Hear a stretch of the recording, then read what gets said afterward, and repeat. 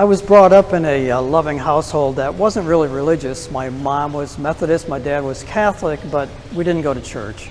But we were told about God and good and evil.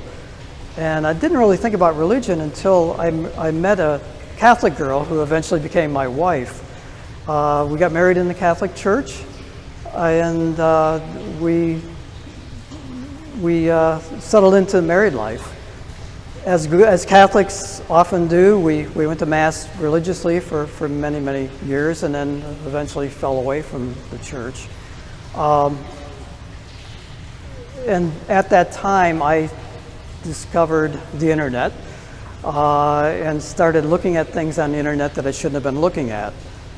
And I was looking at that more and more, and going down some dark paths in some areas that I shouldn't have been going down. One day I was flipping channels and I landed on EWTN, and they were so happy and so joyful, and I thought, I want that peace. And my wife went to work later in the day and later in the week, and I was looking at the computer again. And it was then that I felt such a burden, and I decided right then, I got up from my computer, I knelt by the computer, and I prayed, and I cried never like I'd never cried before, from the depths of my heart. And I asked God to take this burden from me. And it's just an amazing experience, and I don't know how long I was praying, but days went by, never had another desire to look at the internet like that again.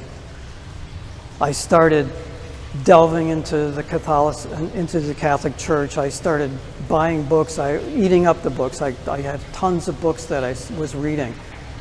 And Diane and I started going back to church. We started going to confession. I started volunteering for the functions here, and it was just an amazing experience.